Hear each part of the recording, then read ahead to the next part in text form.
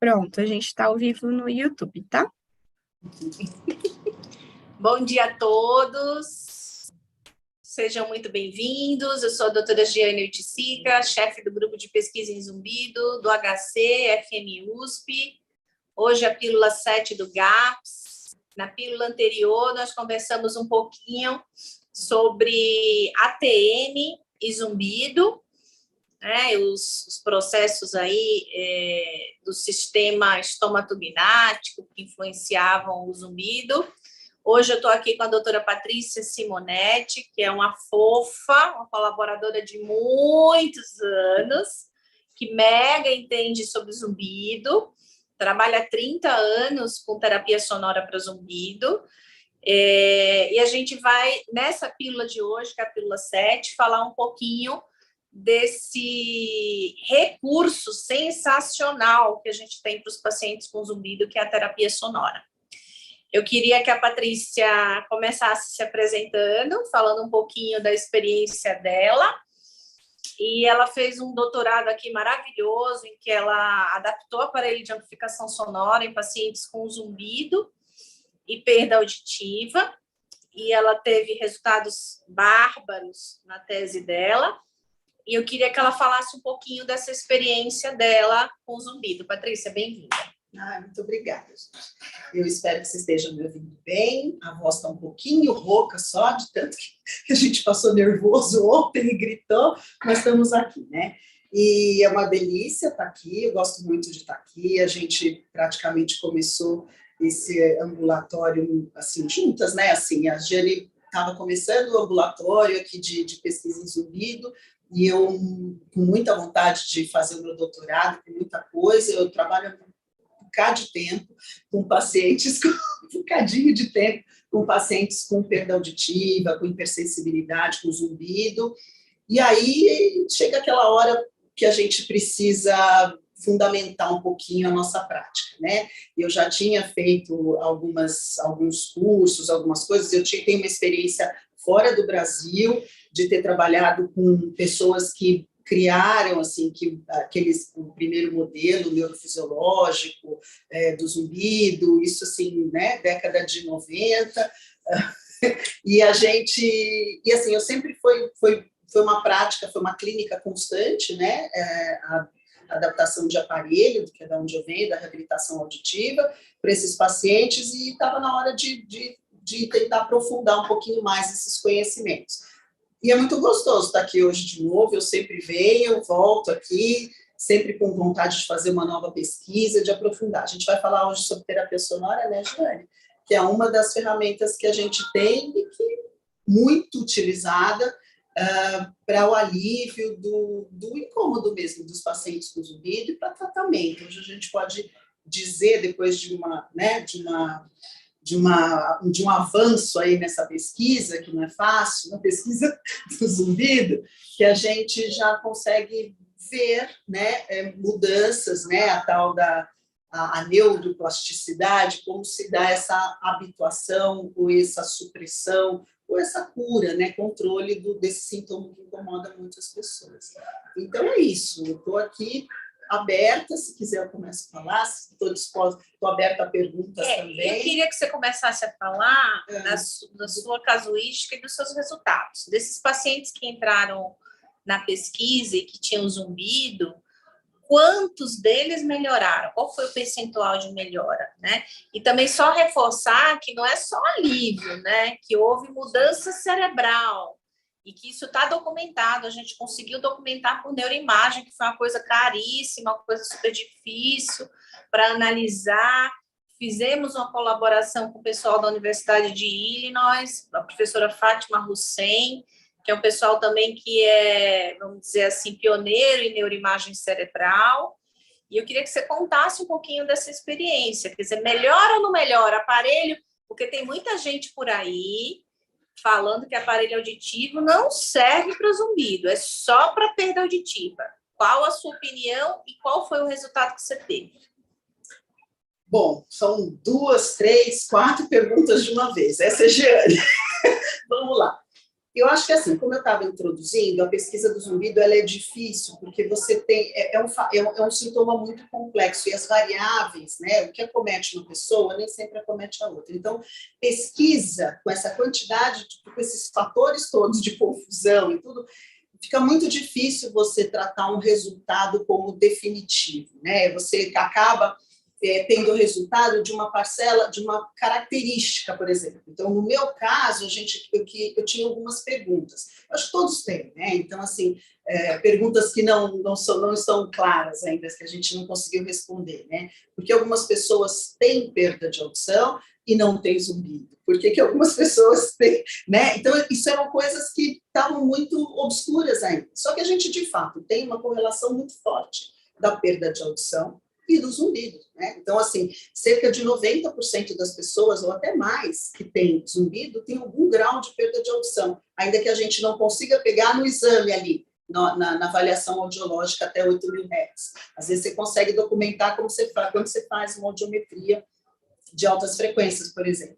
Então, assim, essas perguntas estavam muito, assim, precisariam de um aprofundamento. Então, o que eu pensei? O meu estudo foi separar, não foi aleatório, porque a gente separou os grupos, eu peguei pessoas com perda de audição, e parte delas com zumbido e outras sem zumbido.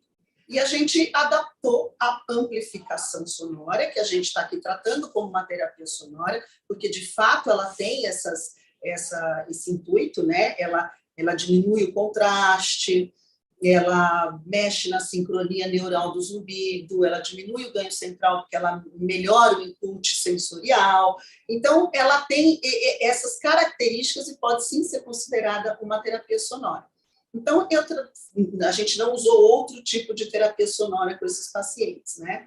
Então, a gente, separados esses grupos, perda de audição e zumbido, e perda de audição simplesmente, sem o zumbido, a gente adaptou o aparelho de audição, documentou, né, como essas pessoas estavam antes, e depois de 6 meses de amplificação, né, de cerca de 6 meses de amplificação, de uso diário, controlado, a gente tinha como controlar isso, né, e essa neuroimagem, a gente usou o PET, né, que é a tomografia de emissão de pósitrons, que mede o metabolismo cerebral de determinadas áreas. Então, a gente documentou ali aquele paciente que ele ficava sem aparelho, mas ele ficava exposto, né, à tomografia, quais eram as áreas que eram ativadas uma vez que ele estava ali só ouvindo o zumbido dele no exame.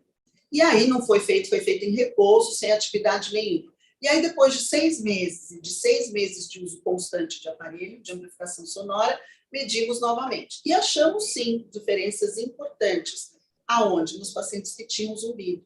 Naqueles pacientes que não tinham zumbido, alguma coisa aconteceu, mas nada de significativo. O que a gente achou muito significativo nos pacientes com zumbido foi uma diminuição da atividade metabólica na área do cerebelo desses pacientes e uma ativação de áreas mais frontais, áreas que são conhecidamente inibitórias, né, de processos eferentes da audição. Então, isso praticamente mostra, né, e esses pacientes melhoraram muito, né? A gente foram 19 pacientes, 20 pacientes, 19 pacientes, com zumbido e perda de audição. Cerca de 70%, 80% desses pacientes melhoraram muito, né? Alguns deles, inclusive, não percebiam mais o zumbido. O que é melhorar? Melhorar aqui, o instrumento que a gente utilizou foi um questionário de autoavaliação que mede o impacto, né, do zumbido na vida dessa pessoa. Então, questões práticas, questões funcionais desse indivíduo, como ele funciona, a perda de audição, concentração, questões emocionais, como ele se sente, nível de estresse, etc., são verificadas quando você avalia por esse questionário. E essas pessoas melhoraram muito, muito, que eu digo é assim, além de 20, de 30 pontos, é uma escala, né, de 100 pontos, mas além de 20, 30 pontos. São zumbidos que antes eram considerados severos, né, e que passaram a ser considerados leves e moderados. O que é um zumbido leve? O que é um zumbido moderado. É um zumbido que poucos ficaram moderados, a maioria deles ficaram de zumbido leve. É um zumbido que não impacta, que a pessoa passa o dia inteiro e mal percebe o zumbido, que não atrapalha o sono, pegar no sono, nem atividades de leitura e concentração. Então, 80% dos pacientes com zumbido e perda auditiva melhoraram com o aparelho de amplificação sonora, e isso foi documentado através de mudanças cerebrais, do metabolismo do cérebro em funcionamento. Houve mudanças consistentes e robustas, se a gente comparar com o grupo sem zumbido, com perda auditiva, que recebeu amplificação. Então, é uma coisa que funciona, é uma estratégia que a gente usa muito na prática clínica. Segunda pergunta, que eu acho que é muito importante fazer... Desculpa, doutora Jane, eu posso só fazer um comentário aqui que eu recebi do YouTube para complementar o assunto? Do Lima Alves, ele faz um comentário. Meu aparelho não ajudou em nada no zumbido. Perdi a esperança de uma solução. É muito ruim. 24 horas com zumbido. Eu ia entrar nessa pergunta agora para a Patrícia, porque assim, eu recebo no meu consultório muitos pacientes, não são poucos, com aparelho auditivo, e que o aparelho, eles falam nitidamente, olha, ajudou na perda, mas não melhorou o meu zumbido. E aí, a Patrícia recebe todos esses casos, que foram adaptados fora, não por ela, tá? E ela vai contar aqui o pulo do gato, o segredo dela, depois de 30 anos de experiência. Ela trabalhou em Londres com os melhores, com o Hazel, com os papas do zumbido, né? As pessoas que primeiro começaram a trabalhar mundialmente com isso. E ela vai contar o segredo dela, não só para os pacientes que estão nos assistindo, como para as fonos e para os otorrinolaringologistas.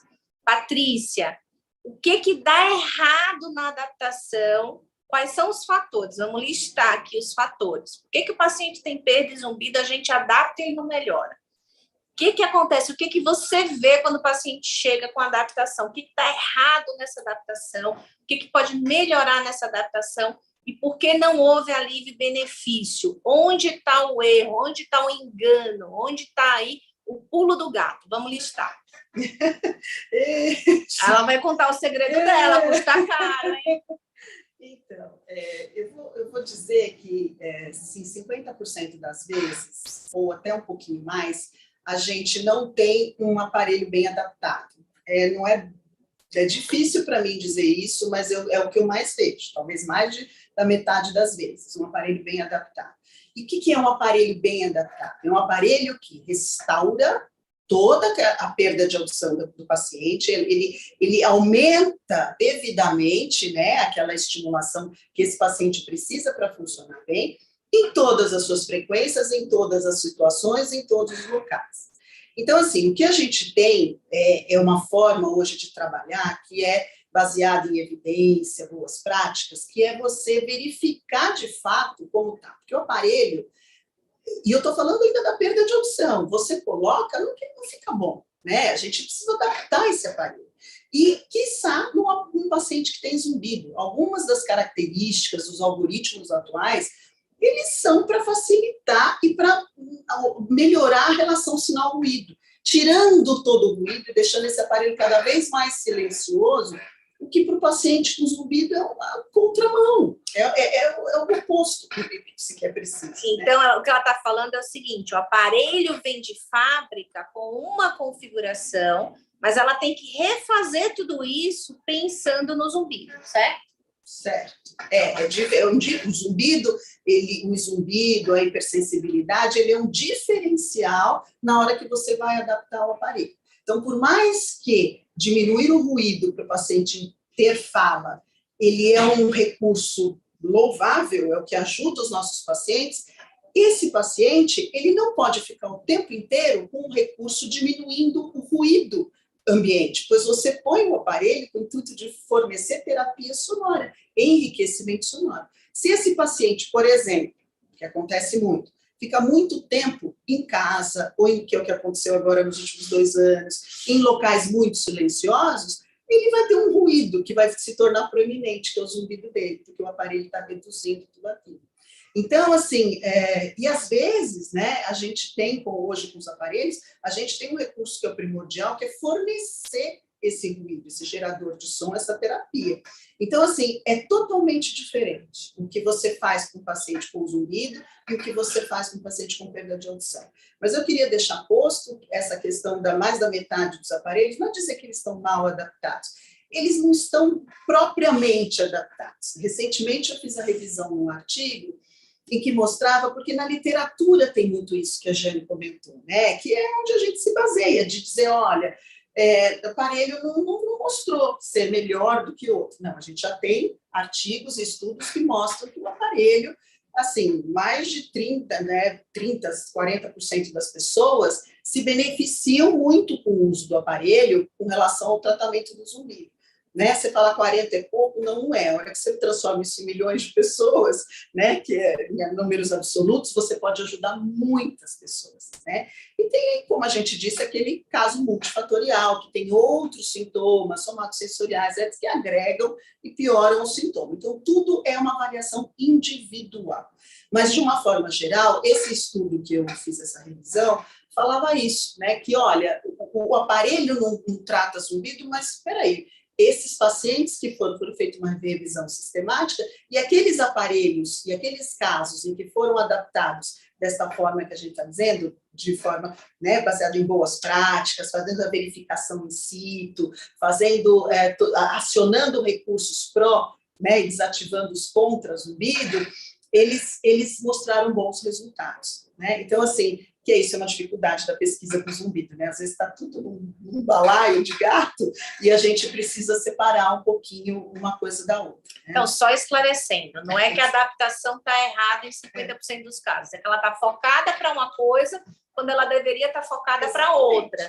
Então, focar o aparelho para perda auditiva, perfeito para quem tem perda auditiva, mas se a pessoa tem perda e zumbido, você precisa moldar e ajustar para o zumbido daquele paciente. Então, é importante, muitas vezes, saber o pitch desse zumbido, a frequência, a localização, porque você vai dar mais ganho naquela região. Importante ver se o paciente, no datalog, ele está usando as 10, 12, 14 horas por dia. Se o paciente só usa 3, outro dia eu atendi um paciente com aparelho auditivo e que não tinha benefício no zumbido. No datalog dele, ele fica 70% do tempo em silêncio e ele usa 3 horas por dia, tá? Então, nunca esse paciente a gente vai conseguir dar a esse paciente plasticidade para esse cérebro.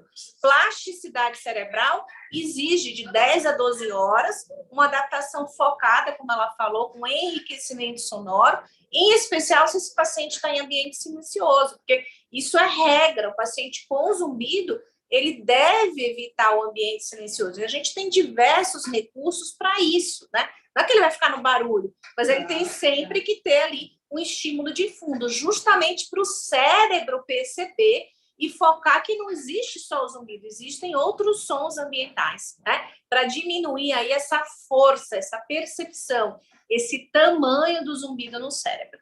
Então, o pulo do gato é verificar primeiro se o aparelho está dando aquilo que ele está dando, ajustar esses recursos para que o paciente não fique em silêncio, e terceiro, né, focar aí na questão do zumbido do paciente, né? E é uma mão dupla, né? Ela faz o trabalho dela, mas ela tem que garantir também que o paciente faça. Se o paciente não fizer, não vai dar resultado. Então, não é uma resposta tão simples, tão platô, né? Mas se for bem feito, como a gente falou, 80% dos pacientes melhoram. Bastante, Tá? E muito individualizado isso, né? Então, assim, respondendo à pergunta do nosso ouvinte, é muito individualizado. A gente precisa tentar avaliar melhor o que está acontecendo com relação ao aparelho, as estratégias, essa questão de estar muito no ambiente silencioso e o que tem de recurso no seu aparelho para beneficiar. Mas as pessoas melhoram muito. Primeiro no quesito alívio, depois daquele mascaramento parcial, você não está... E a gente precisa, a questão do tempo de uso é muito importante, que a Jane falou, porque você não gera plasticidade, né? Você precisa de tempo também. Então, a gente às vezes não vê a pessoa que, o aparelho melhora, coloca o aparelho, depois de um mês espera resultado. Esse que a gente diz que é o tratamento que vai, né, reorganizar esse cérebro aqui no sentido de, não é o zumbido que importa, vamos bloquear um pouquinho esse estímulo e vamos perceber esses novos estímulos que estão entrando, isso demanda tempo, né? Para essa situação se tornar benéfica e permanente, isso demanda tempo.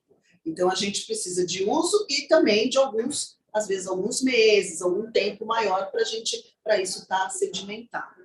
O outro pulo do gato é assim, se o paciente ficou muito tempo em privação auditiva, ele tem aquela perda, a perda foi se instalando muito vagarosamente ao longo dos anos, e ele demorou para ter indicação de aparelho, né? Esses neurônios do cérebro, eles estão hibernando, eles estão dormindo. Então, não adianta você dar todo o ganho, porque isso também vem muito no consultório. Eu não consegui de jeito nenhum me adaptar. Por quê? Porque foi lá, pôs o ganho máximo, né? E não dá para você, a pessoa está há 10 anos em privação, você dá todo o ganho. Quer dizer, uma coisa que você vai acordando paulatinamente e progressivamente isso daí, né? Então, às vezes, essa questão da adaptação, do sucesso ou não, tem a ver também com esse tempo, com essa parcimônia, com essa coisa do degrau por degrau, e ajustando cada ponto, né? Não vai ser em uma semana e um mês. Não. Lembrando também que uma parcela grande desses pacientes tem hipersensibilidade, né? Tem desconforto sonoro de uma forma geral. Então, assim, a gente tem todo um arsenal dessa indústria, dessa tecnologia, para poder fazer isso com benefício e com tempo, né? Então, o que menos a gente quer é que o paciente tenha ambientes que ele se sinta desconfortável e tire um aparelho. Então, mais vale um aparelho na orelha, amplificando um pouco menos, do que um aparelho na gaveta, porque eu não consigo usar. Né? E é isso que a fonoaudióloga faz, né? Ela adapta esse aparelho para que esse paciente use. E no caso do zumbido, ou da hipersensibilidade, ou dos 3 coisas juntas, que é o que acontece, é o que a gente precisa estar alerta, né? Então, agora vamos falar um pouquinho de hiperacusia, né? Essa coisa da hipersensibilidade, essa coisa do desconforto, né? Alguns pacientes têm desconforto aos sons baixos, moderados, aos sons que outras pessoas não têm, né? Alguns chegam até a sentir dor, né? Como é que é adaptar esses casos? É possível? Como é que faz, Patrícia? Acho que esses são os casos mais difíceis, né? Além da perda e do zumbido, a hiperacusia, acho que são os casos mais desafiadores, né? Que recursos e que estratégias você usa e como é que você orienta esse paciente? Essa hiperacusia, acho que a primeira coisa a gente precisa classificar, né? Entender como se dá essa hiperacusia. Hiperacusia, a gente chama essa sensação de desconforto para sons que não precisam ser nem necessariamente altos, né? Fortes, são sons moderados, que todo mundo suporta muito, mas essa pessoa está com esse ouvido sensível, como se isso tivesse desafinado, desincronizado. Então, a primeira coisa que a gente tem que fazer é tratar essa hiperacusia. Eu costumo dizer que se você não trata esse desconforto antes, você não consegue que o aparelho fique na orelha e você trate, né? Ele tem o benefício da perda e, consequentemente, do zumbido. Então, a hiperacusia é das primeiras coisas que você tem que acessar nesse paciente, né? Tem que avaliar nesse paciente. Pode ser um desconforto sonoro, porque existe uma perda de audição, essa perda de audição, uma das características é esse desconforto, para isso a gente tem recursos, os aparelhos têm esse recurso hoje de aumentar, né, progressivamente, aclimatizar, a gente chama isso de aclimatização,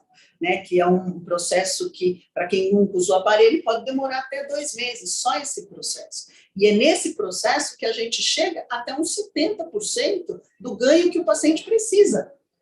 Quer dizer, não mais que isso, o resto, essa afinação e esse aumento de ganho, vai a partir, demora às vezes 6 meses, né, até um pouquinho mais. E para esse paciente perceber melhor esse som fraco, que ele não via há muito tempo, e se aclimatizar com esses sons mais fortes. Então, os aparelhos hoje, eles têm recurso para isso. O que a gente tem também quando é hiperacusia, quer dizer, você aumentando esse som ambiental e aumentando o que o paciente recebe, se ele tem uma hiperacusia, um desconforto para som moderado, ele pode já sentir que mesmo com esse 70%, 50% da amplificação do aparelho, ele pode já sentir aqui. Então, vale, muitas vezes, você interceder nesse sentido também de tratar. Como se trata essa hiperacusia? Com som.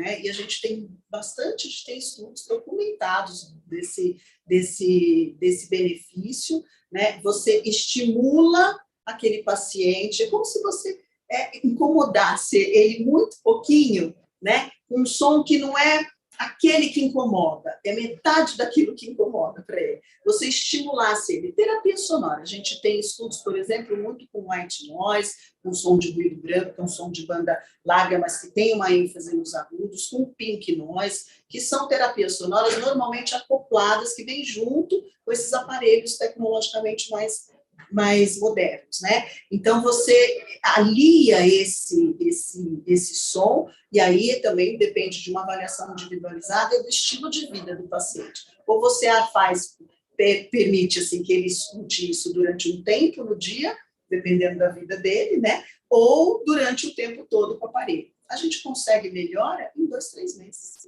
de terapia sonora, quando você coloca a terapia sonora. É um caso assim, muito significativo, o paciente realmente não consegue usar a amplificação, aí mais vale você tratar essa hiperacusia, você estimula um pouquinho, como se fosse gradualmente e progressivamente subindo aquilo, né, para dessensitizar e afinar, né, aquela via auditiva que tá muito, como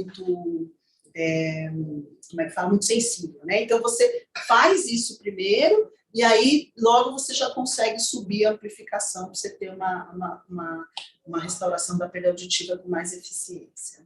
Então, a gente vê aí isso. Que é um caminho lento, individual, personalizado caso a caso, mas que funciona, né?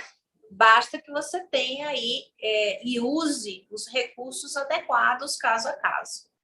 Thaís, você tem perguntas para a gente? Não, por enquanto foi só essa mesmo. Eu não sei quanto tempo que a gente está. Que horas são? São 10h33, faz uns 20 minutinhos de aula. Ah, então tá bom. Eu acho que é isso. Você quer falar mais alguma coisa? Não, eu acho que a gente está falando para todo mundo, né? Para fono, para médico, para todo mundo, sim, né? No YouTube. Eu acho que não, eu acho que, assim, reforçar essa escolha individual, né, do aparelho, focada no paciente com zumbido, cautela quando existe desconforto sonoro, mas existe tratamento, a gente não está falando de uma coisa nova, terapia sonora é uma coisa que vem há muito tempo, né, assim, sendo utilizada no tratamento do zumbido crônico. Dificilmente eu consigo pensar, a gente só consegue pensar quem não utiliza uma terapia sonora, por exemplo, um som específico para tratar, porque são coisas diferentes, né? Quando a gente fala em enriquecimento sonoro, que é muito que o aparelho auditivo faz, é isso, é trazer esse som ambiente de volta, e que isso vai interferir bastante na detecção, na percepção do zumbido, né? Vai diminuir essa proeminência.